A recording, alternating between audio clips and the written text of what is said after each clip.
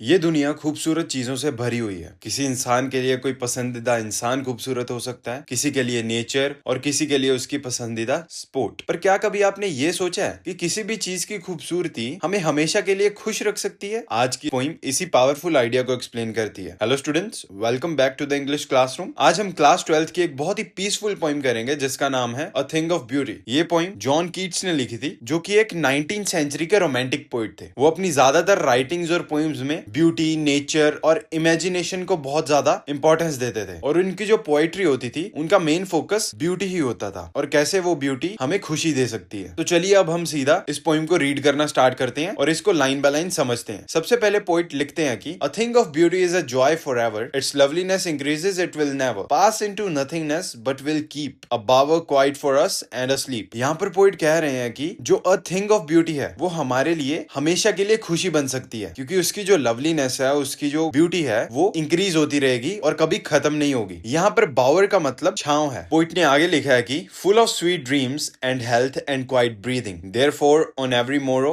Are we wreathing a flowery band to bind us to the earth spite of despondence of the inhuman dearth. अब जो हमें नींद आई है वो sweet dream से भरी हुई है, अच्छी हेल्थ से भरी हुई है और शांति भरी ब्रीदिंग से भरी हुई है। और चाहे हमारी जिंदगी में कितना भी दुख क्यों ना हो, कितनी भी डिससेटिस्फेक्शन क्यों ना हो, चाहे हमारी जिंदगी में किसी चीज की कमी क्यों ना हो, हम हर सुबह एक फ्लावरी बैंड को बुन रहे होते हैं, मतलब नेचर के साथ कनेक्ट कर रहे होते हैं। यहाँ पर पोइट ने नेचर के साथ ह्यूमन का कनेक्शन दिखाया और कैसे वो एक आदमी को शांति दे सकती है और खुश रख सकती है। Of noble natures of the gloomy days, of all the unhealthy and over darkened ways, made for our searching, yes in spite of all, some shape of beauty moves away the pall. From our dark spirits, such the sun, the moon, trees old and young, sprouting a shady boon. अब यहाँ पर जो noble natures, gloomy days, unhealthy and over darkened ways हैं, ये हमारी जिंदगी की sadness को रिप्रेजेंट कर रहे हैं, या जो चीजें हमें दुख दे सकती हैं। आगे पोइट ने बोला है कि इन सब दुखों के बावजूद भी जो शेप ऑफ ब्यूटी होती है, वो नेचर की ब्यूटी हो सकती है या किसी भी चीज की ब्यूटी हो सकती है, वो हमारे दुखों के ऊपर से कफन उठा देती है। यहाँ पर पॉल का मतलब कफन होता है। जैसे कि सूरज और चांद वो डार्कनेस को हटा के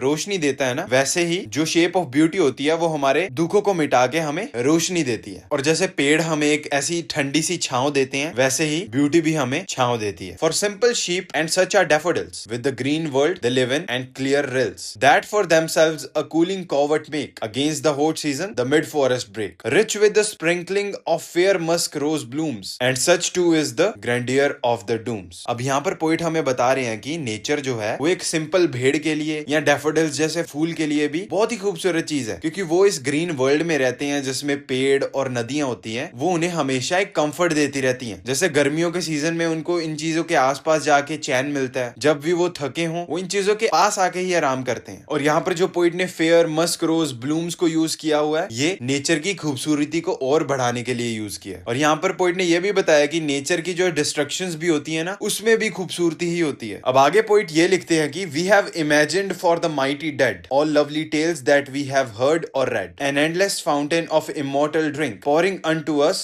फ्रॉम द हेवंस ब्रिंक। अब यहाँ पर पोइट हमें ये बता रहे हैं कि हमने काफी बारी उन माइटी डेड को भी इमेजिन किया है। यहाँ पर माइटी डेड वो लोग हैं जिन्होंने अपनी लाइफ का सैक्रिफाइस दिया था, मतलब जो शहीद हुए थे किसी ना किसी चीज के लिए, और उनकी जो शहीदी है, उनका जो सैक्रिफाइस है, उसमें भी कहीं ना कहीं ब्यूटी है, क्योंकि वो हमें इंस्पिरेशन देती है और हमें वैसे ही पॉजिटिव थिंकिंग रखने के लिए मोटिवेट करती है। और जो भी लवली टेल्स या कहानियां हमने सुनी और पढ़ी हैं, उसमें भी कहीं ना कहीं खूबसूरती छुपी है। अब पोइट ने आखिर में ब्यूटी को एक ऐसे खुशियों के एंडलेस फाउंटेन के साथ कंपेयर किया है जो हमेशा स्वर्ग से नीचे आता रहता है और हमें खुशियां देता रहता है। और यहीं पर हमारी ये पोइम खत्म होती है। काफी अच्छी पोइम थी ना? मुझे तो ये पोइम पढ़ते पढ़ते और समझाते समझाते काफी पॉजिटिविटी मिली। मुझे उम्मीद है कि आपको भी ऐसा ही फील होता होगा। अब हम इस पोइम के कुछ मेजर पोएटिक डिवाइसेस को समझ लेते हैं, जो कि बहुत ही इंपॉर्टेंट है। इस पोइम का सबसे पहला पोएटिक डिवाइस है मेटाफर। अब मेटाफर ऐसा पोएटिक डिवाइस है जो कि यूज किया जाता है एक चीज को दूसरी चीज के साथ कंपेयर करने के लिए विदाउट यूजिंग लाइक और एज। जैसे यहाँ पर पोइट ने ब्यूटी को एक खुशी के साथ कंपेयर किया है और एक एंडलेस फाउंटेन के साथ कंपेयर किया। दूसरा पोएटिक डिवाइस है इमेजरी। हमारे पोइट ने इस पोइम में इमेजरी को बहुत ही खूबसूरती से यूज किया है। उन्होंने ट्रीज, फ्लावर्स, स्ट्रीम्स जैसे वर्ड यूज किए हैं जिसको पढ़ते ही हमारे दिमाग में उस चीज की इमेज आ जाती है। तीसरा पोएटिक डिवाइस है पर्सोनिफिकेशन। अब पर्सोनिफिकेशन होता है जब हम किसी नॉन लिविंग चीज को ह्यूमन क्वालिटीज दे देते हैं। अब जैसे पोइट ने इस पोइम में कहा था कि ब्यूटी की लवलीनेस इंक्रीज होती रहती है। अब लवलीनेस एक ऐसा एडजेक्टिव है जो ज्यादातर ह्यूमंस के लिए यूज किया जाता है, जिससे हमें पता लगता है कि पोइट ने ब्यूटी को पर्सोनिफाई भी किया था। Fourth poetic poetic device is alliteration. अब एलिट्रेशन वो पोएटिक डिवाइस होता है जिसमें आसपास के वर्ड्स के फर्स्ट कॉन्सोनेंट्स रिपीट होते हो। जैसे नोबल नेचर्स में एन रिपीट हो रहा है, ऐसे ही कूलिंग कॉवर्ट में सी रिपीट हो रहा है। इस पोइम में जो डार्कनेस और डार्क स्पिरिट्स हैं वो सैडनेस को सिंबलाइज करती हैं और जो ब्यूटी है वो उम्मीद को सिंबलाइज करती है। अब हम इस पोइम के टोन और स्टाइल को समझ लेते हैं। पोइट ने इस पोइम में बहुत ही ऑप्टिमिस्टिक टोन यूज किया है, काम टोन यूज किया है और फिलोसॉफिकल टोन भी यूज किया, क्योंकि वो हमें ये चीज सिखाना चाहते थे। इस पोइम का ओवरऑल मूड काफी पीसफुल था, सूदिंग था और हमें अपलिफ्ट करने वाला था। अब चाहे इस पोइम का स्टाइल बहुत ही सिंपल था, बट इसकी जो लैंग्वेज थी वो बहुत ही म्यूजिकल थी। अब इस पोइम में पोइट ने विजुअल सेंस का भी यूज किया है, स्मेल सेंस का भी यूज किया और टच सेंस का भी यूज किया है। और ये जो रोमांटिक फीलिंग थी ये नेचर और ब्यूटी की तरफ थी। अब इस पोइम के कुछ इंपॉर्टेंट थीम्स है जो आपको एग्जाम में काफी हेल्प करेंगे। सबसे पहला थीम है ब्यूटी इज एटर्नल। अब ये पोइम हमें ये बताती है कि ब्यूटी कभी खत्म नहीं होगी और ब्यूटी जो हमें खुशी देती है वो भी कभी खत्म नहीं होगी। दूसरा थीम है हीलिंग पावर ऑफ नेचर। ये पोइम हमें ये बताती है कि कैसे नेचर जो है और नेचर की जो ब्यूटी है वो हमारे दुख और दर्द को दूर कर सकती है और हमें खुशी दे सकती है। तीसरा थीम है ह्यूमन सफरिंग वर्सेस होप। अब हर एक ह्यूमन की जिंदगी में सफरिंग होती ही है और जो ब्यूटी है, जो नेचर की ब्यूटी है, वो एक खुशी का जरिया बन सकती है और उम्मीद का जरिया बन सकती है। Last theme is connection with nature. ये पोइम बेसिकली हमें यही सिखाती है कि हमें नेचर के साथ और कनेक्ट करना चाहिए, उसकी ब्यूटी के साथ और कनेक्ट करना चाहिए, क्योंकि वो हमें शांति भी देगी और कंफर्ट भी देगी। और यहीं पर हमारे थीम्स खत्म होते हैं। अब हम इस पोइम के सेंट्रल आइडिया को एक्सप्लोर करेंगे। ये पूरी की पूरी पोइम हमें यही सिखाना चाहती है कि ब्यूटी जो है वो एक एटर्नल हैप्पीनेस का सोर्स है। किसी भी चीज में अगर हमें खूबसूरती दिखती है वो हमें हमेशा के लिए खुश रख सकती है, उसकी खुशी कभी भी फेड नहीं होगी या खत्म नहीं होगी। और जो नेचर की या किसी भी चीज की खूबसूरती है वो हमारे दुख और दर्द को दूर कर देगी और हमें एक ऐसी शांति देगी जो कि हमें हमारी जिंदगी में हमेशा के लिए पॉजिटिव रहने में मदद करेगी। और इसी ऑप्टिमिस्टिक टोन के साथ हमारी ये वीडियो खत्म होती है। मुझे उम्मीद है कि आपको ये पोइम अच्छे से समझ आ गई होगी और अगर आपको इस पोइम के मेजर कीवर्ड्स को समझना है आप स्क्रीन के ऊपर वाली वीडियो के ऊपर क्लिक कर सकते हैं। अगर आपको ये वीडियो अच्छी लगी आप इस वीडियो के ऊपर लाइक कर सकते हैं एंड कमेंट कर सकते हैं। ऐसे ही और लेसन्स के लिए please subscribe the channel. Thank you for watching this video